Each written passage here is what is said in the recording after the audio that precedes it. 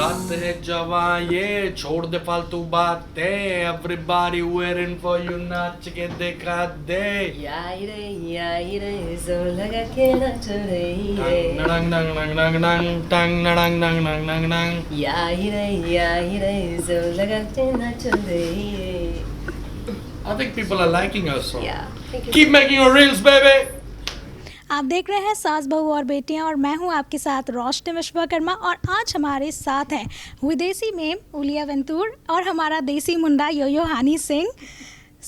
इतने सारे ट्वीट्स, इतने सारे कमेंट्स, इतने सारे लाइक्स और ट्रेंडिंग इंटरनेट पर आग लगा दिया है आपके गाने ने। पहले सबसे तो बहुत सारा प्यार आपके सारे ही फैंस की तरफ से, और ये जो एक कोलैबोरेशन हम देख रहे हैं, कैसा रहा ये कोलैबोरेशन और इतना हिट गाना?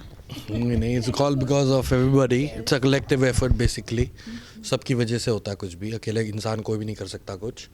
तो ये गाना मैंने बनाया 2 साल पहले और मैंने तुरानी साहब को ये गाना बना के भेजा क्योंकि उन्हीं के पास ओरिजिनल राइट्स थे और वो हमेशा से मुझे बहुत सपोर्ट करते आए हैं मेरे हर म्यूज़िक को। चाहे वो किसी और लेवल पे भी रिलीज़ होता था तो मुझे मैसेज करते थे और मैं उनको गाना भेजता था कि सर ये गाना सुनो, मेरा फ़लाने म्यूज़िक लेवल पे आया है। तो हमेशा तारीफ़ करते थे, ये गाना अच्छा बना है, ये गाना बढ़िया बना है, लगे रहो। तो मैं तुरानी साहब को भेजा, मैं आपको कैसा लगा था? यो बहुत अच्छा लगा, इसको कब शूट कर सकते हैं? मैंने कहा सर अभी मैं फ़िट नहीं हूँ, मैं भारी हो रखा हूँ, तो मेरे को थोड़ा वक्त दीजिए, तब तक मैं ऑडियो पे और काम करता हूँ। फिर मैं गुरु के साथ बैठा हुआ था, गुरु रंधावा के साथ, तो इनका अनरिलीज़ गाना उसने मुझे पहले सुना दिया। तो कहता ये सुनो, उन्होंने बताओ कौन है? मैं कहा मुझे नहीं पता लग रहा कौन है। कहते उलिया ने गाया है। मैं कहा बहुत अच्छा गाया है, भी इतना अच्छा लहजा आया है और इतना अच्छा एक्सेंट आया है, तो बड़ा मुश्किल है ये गाना। तो मैंने कहा why not to try Yulia for यायरे। तो फिर मैंने इनको अप्रोच किया, इन्होंने कहा लेट्स डू इट।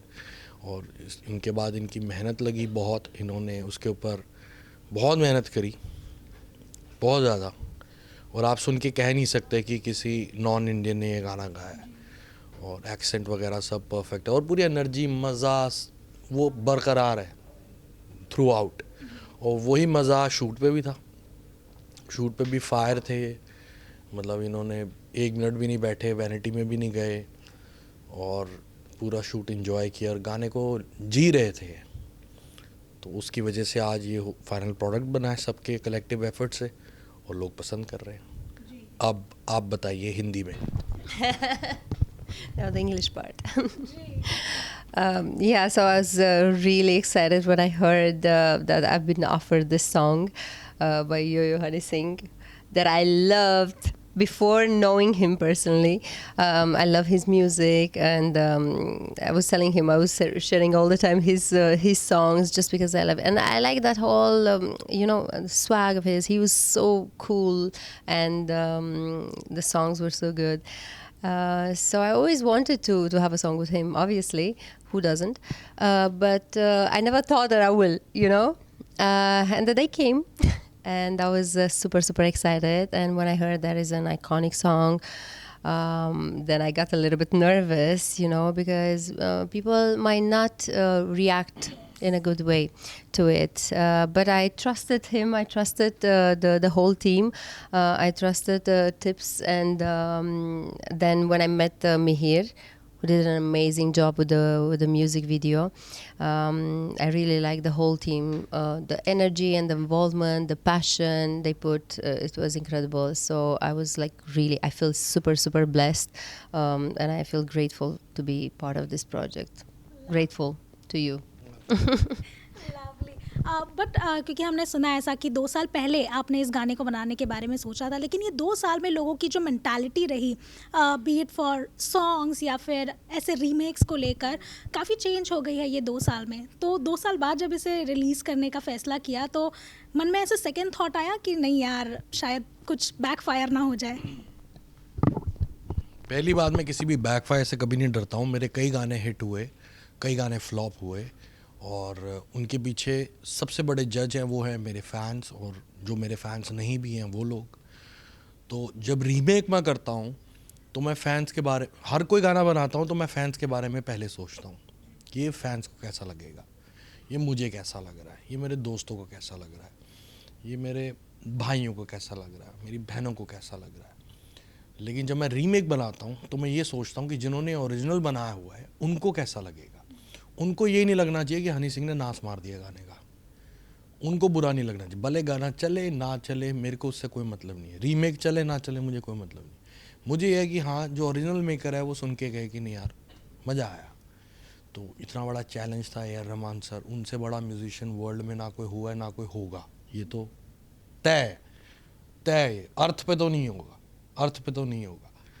तो वो मेरे गुरु हैं, मेरे सब कुछ है, उनका चेला होने के नाते मेरा ये हक है कि मैं उनका गाना रीमेक कर सकता हूँ और कोई कर भी नहीं सकता।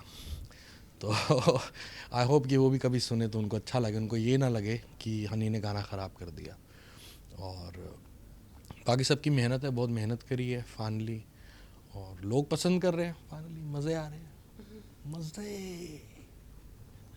जी, ऐसे मैं आपसे भी जानना चाहूँगी क्योंकि जब ये पूरा सीन शूट किया गया, पूरा सॉन्ग शूट किया गया, क्योंकि हनी का अपना एक पर्सनालिटी है, आपने इनके वीडियोस भी देखे होंगे, गाने भी सुने होंगे, बंदा अपने स्वैग में रहता है, तो इनके साथ स्टेज शेयर कर पाना, डू यू एवर फेल्ट कि कहीं ओवर शैडो ना हो जाए आपको उस तरह से, कुछ ऐसा था? You know, he's so kind. He's one of those artists that gives the support, the help to the person next to him. So I always felt that he does an extra effort to put me in the spotlight. To keep me in the spotlight, and he was just there supporting. But because anyway, his aura is so big. When he steps on the set, you just feel it, like in everyone's reactions. You just feel that energy. So he was, from this point of view, like, he was really, really helpful. He really helped me with that.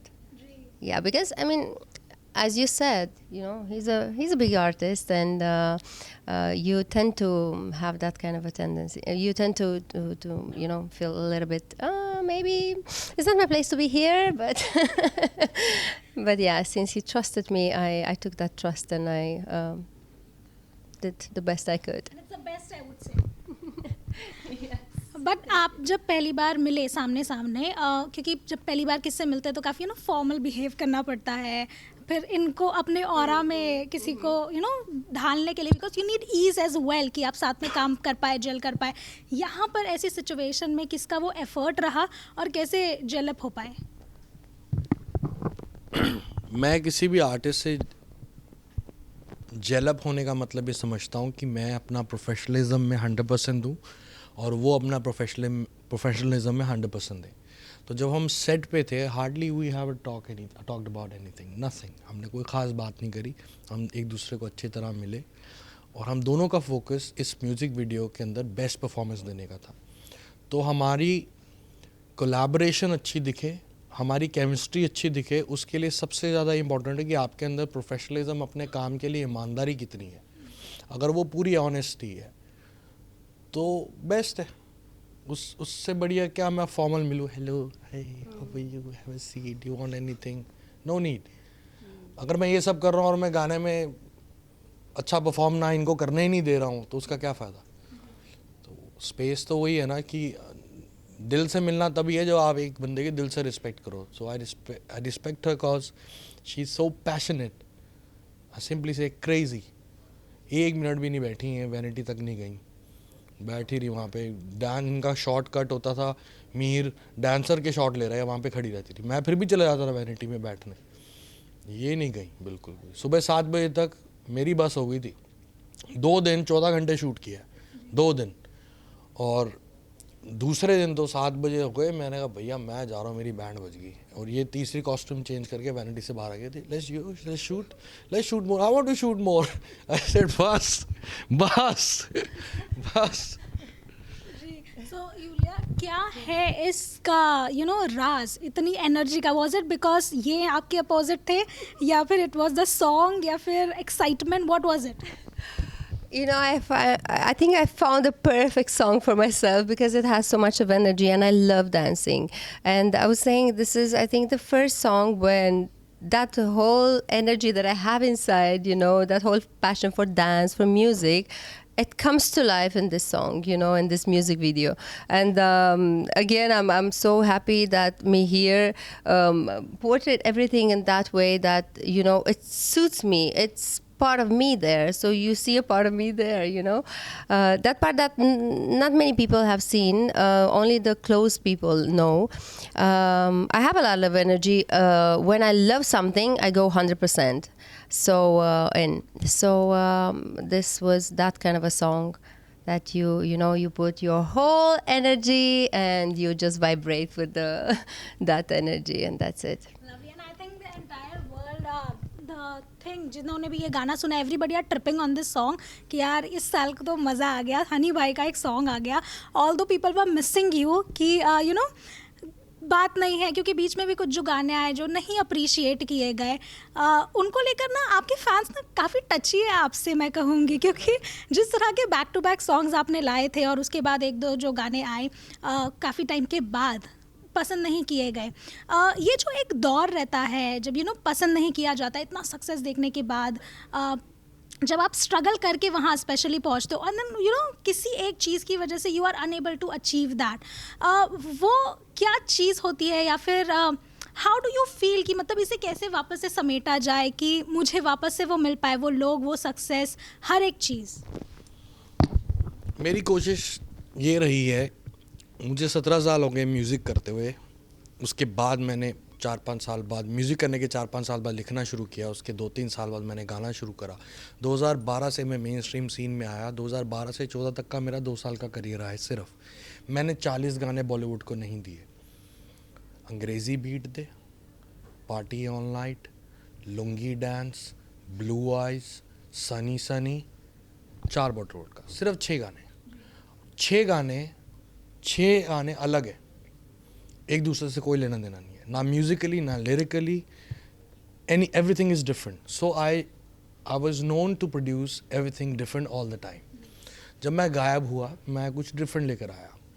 मैं मोटा था, लोगों ने कहा नहीं. एक गाना था मखना, थोड़ा सा ठीक ठाक काम किया. फिर मैंने और कोशिश करी, 1-2 गाने और चलाए, फ्लॉप. बॉलीवुड में एक मेरा गाना चल गया, मैं नहीं था उसमें, दिल चोरी साडा हो गया की करिए, रीमेक किया था मैंने, वो चल गया. चलो ठीक है, मैं तो नहीं था उसमें, मैं उस चीज़ को कंसिडर नहीं करता. मैं प्लेबैक आर्टिस्ट हूँ ही नहीं, मैं इंडिपेंडेंट आर्टिस्ट हूँ. मैं उस सक्सेस को कंसिडर ही नहीं करता कि वो मुझे कुछ मिला. सैया जी किया मैंने, गाना बहुत अच्छा चल गया, मेरे को नहीं लोगों ने एक्सेप्ट किया. तो मैंने कहा लगता है कि अब नया कुछ शायद मुझसे चाह नहीं रहे. सब फैंस ने ये बोला कि हमें पुराने जैसा सब कुछ चाहिए. तो मैंने कहा मैं पुराने जैसा कुछ करता ही नहीं हूँ. जब मैं पहले भी कर रहा था तो मैं पुराने जैसा कुछ कर ही नहीं रहा था, हर बार नया गाना बना रहा था. ये थोड़ी ना कि मैं लुंगी डांस जैसे 36 गाने बना दिए मैंने, या सनी सनी जैसे ही 50 गाने बना दिए, अंग्रेजी बीट जैसे ही 50 गाने बना दिए. सारे गाने अलग थे. लेकिन मुझे समझ में आया कि इनको शायद वही चाहिए, क्योंकि 5-6 साल इन्होंने मुझे मिस किया. तो अब मैं सीख रहा हूँ, समझ रहा हूँ, काम कर रहा हूँ. मेरी एल्बम आने वाली है हनी 3.0, उसमें पुराना मसाला भी है, थोड़ा थोड़ा नया भी है. और पुराना हेयर कट ले आया हूँ क्योंकि इनको चाहिए था, पुरानी सेहत ले आया हूँ क्योंकि इनको चाहिए थी. मैं भैया जो तुम बोलोगे वो करूँगा, डोंट वरी. मैं अपने पंगे नहीं लेता. ये वैसे भी सराखों पर थे, लेकिन पहले सुनते थे मुझे, क्योंकि पहले जवान थे, जो मैं कहता रहा वो सुनते थे. अब इनके बच्चे हो गए हैं, नौकरियाँ कर रहे हैं, अब चूज़ी हो गए हैं बहुत, तो अब थोड़ा चूज़ करके सुन रहे हैं. बाकी मेरा टारगेट ये है कि जो नई आवाम है, जो नए बच्चे हैं, जो नया यूथ है, वो भी मुझे सुने, क्योंकि एक जनरेशन गैप आ गया है मेरा. 7 साल का गैप रहा है मेरे पास, और नाकामयाबी देखी है मैंने 7 साल. तो स्ट्रगल है, कर रहे हैं स्ट्रगल. बट ऐसे में हनी आपसे जानना चाहूँगी, क्योंकि हर इंसान अपनी गलतियों से सीखता है और कोशिश करता है कि वो अपनी गलतियाँ दोबारा रिपीट ना करे, स्पेशली जब वो उसके करियर पे बात आ जाए, उसकी पर्सनालिटी पे. सो ऐसे में क्योंकि आपका ये जो दौर रहा, ऐसी कौन सी एक गलती रही जिसने आपको बहुत बड़ी सीख दी, और वो गलती जो आप वापस कभी रिपीट नहीं करने वाले? I was a big alcoholic. बहुत ज़्यादा शराब पीता था मैं, बहुत ज़्यादा. उसकी वजह से मैं बीमार हुआ. तो वो मैं अब नहीं करने वाला, वो मैंने सीख लिया. शराब पे गाने बनाऊंगा लेकिन फिर भी. जी, ऐसे में आपसे जानना चाहेंगे, क्योंकि बहुत ही आइकॉनिक सॉन्ग रहा, इसे टच करने की हिम्मत जो हनी सिंह ने की है, जिसका आउटकम भी हम देख सकते हैं. लेकिन you know comparison between Urmila as well, क्योंकि उनके जो dance moves, expression, I am sure आप बहुत अच्छे से आपने ऑब्जर्व किया रहेगा. सो उसमें ऐसे में क्योंकि आपके जो एक्सप्रेशन है, डांस मूव है, you know people are taking it very differently, उस तरह से नहीं देख रहे हैं आपको, आपकी तरह एक्सेप्ट कर पा रहे हैं. ये अपने आप में ही एक बहुत बड़ा कॉम्प्लीमेंट है. Even Bollywood is appreciating. Salman ने आपके लिए पोस्ट किया है. How do you see this change and acceptance? You know, I felt initially when I had my first song, people were like curious to know more about me. I was kind of a low profile. I didn't want to talk much about me because at that point of time, I felt that way. You know, I felt that I should stay a little bit more low profile, and I didn't come here with the purpose of pursuing a career in Bollywood, right? So I felt it's not my space to do that, you know. So then later on, working in this field and singing more and more and more, I think it was necessary, right, at one point to come out and to be seen a little bit more. But now, I said before this, somehow the whole confidence and me singing, me as a singer, it grew in time with work, with every single song that I recorded in the studio. And I think it didn't happen, the acceptance of the audience, it was happening as it was happening inside myself, you know, like how I felt it. Like the moment when I felt that I've worked enough, because in my perception, you have to work super, super hard. You have to be a singer, musician since childhood to, you know, to have that right to be on the stage, you know, to perform as a singer. But then slowly, putting that effort and that hard work in the studio, around, then I felt myself that, okay, I think now is I can say that I belong here, and I understood that everyone has something special, some like a special gift, and someone there is a place for everyone, right? And everyone brings something different, and probably that was the thing, that I was bringing something which was different, and then in time I felt that people are accepting me even more, and when I was receiving messages that your voice really, you know, touched my heart, or like just gives me a good vibe, then I started feeling more encouraged, and I started believing more in this. So now I'm just enjoying it without, you know, thinking about it.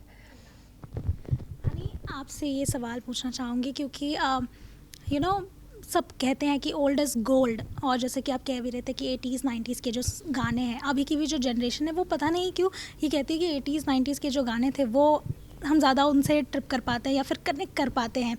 अभी के जो बॉलीवुड के songs आते हैं उनको लेकर कहीं ना कहीं, यू नो, ज़्यादा क्रिएटिविटी नहीं है, या फिर कह सकते हैं कि वो, यू नो, दिल को नहीं छू रही है जैसे वो गाने छुआ करते थे.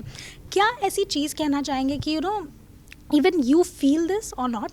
आप बताइए कि अभी के जो गाने बन रहे हैं वो भी उस तरह से आपको ट्रिप कर पा रहे हैं या नहीं? ऑल्सो क्या एक बदलाव लानी चाहिए बॉलीवुड को अपने काम में कि, यू नो, आगे चल के इस दौर को भी याद रखा जाए? देखो, पहली बात है कि काम सब बहुत अच्छा कर रहे हैं, सब बढ़िया काम कर रहे हैं, लेकिन मैं इंडिपेंडेंट म्यूज़िक सीन कर रहा था उस वक्त भी. बॉलीवुड अगर बहुत अच्छा काम कर रहा होता तो मुझ जैसे आर्टिस्ट को मौका नहीं मिलता बॉलीवुड में आने का. मैं प्लेबैक आर्टिस्ट नहीं हूँ. मुझे बड़े बड़े लोगों ने अपने साथ खड़ा किया गाने में और परफॉर्म किया और गाने का मौका दिया. बच्चन साहब तक के साथ खड़ा होने का मुझे मौका मिला. तो मैंने बदलाव कुछ लाने की कोशिश करी. बॉलीवुड में उसके बाद बहुत अच्छा काम हुआ है, बदलाव आया है, लेकिन पंचम दा दोबारा नहीं आ सकते, किशोर दा दोबारा नहीं आ सकते, रफ़ी दा दोबारा नहीं आ सकते. तो वो चीज़ तो दोबारा आ ही नहीं सकती ना. तो हम मॉडर्न करने के लिए भाग रहे हैं. लेकिन अभी फ़िलहाल मेरे फेवरेट कंपोज़र जो हैं बॉलीवुड में वो विशाल शेखर हैं, जो मॉडर्न साउंड लेकर आते हैं और इतना ब्यूटीफुली उसको बनाते हैं. कि वो कमर्शियली हिट भी होता है और लिखा भी बहुत खूबसूरत होता है। और विशाल भाई खुद भी लिखते हैं काफ़ी सारे गाने, गाते भी बहुत कमाल है। तो नए कंपोजर्स भी बहुत अच्छा कर रहे हैं, लेकिन 90s में भी बहुत अच्छा काम हुआ है। नदीम श्रवण से बेहतर काम 90s में भर दिया था। उससे पहले अगर अर्ली 90s और लेट 80s में बप्पी दा थे, एलपी थे, लक्ष्मीकांत प्यारेलाल, वो सब जो गाने थे वो गाने नहीं बन रहे अभी। मैं तो इंडिपेंडेंट आर्टिस्ट हूँ, मेरा वो काम ही नहीं है। बॉलीवुड के लिए मैं म्यूज़िक बनाता ही नहीं। मुझे मौका मिलता है तो मैं एक आधा गाना दे देता हूँ, अपनी कोशिश करता हूँ। अभी मुझे अक्षय बाजी ने फिर से मौका दिया खड़े होने का, सलमान भाई ने फिर से मौका दिया खड़े होने का। उन्होंने मुझे बुलाया है, मुझसे गवाया है, मुझे साथ में शूट किया है। सलमान भाई ने मौका दिया, अभी मैंने उनकी फ़िल्म के लिए गाया है। उन्होंने मुझे बहुत प्यार, बहुत इज़्ज़त दी है। और उसके बाद अक्षय बाजी ने अभी मुझे बुलाया है, बहुत प्यार, बहुत इज़्ज़त दी है। दोनों गाने शूट हो चुके हैं, अगले साल आने वाले।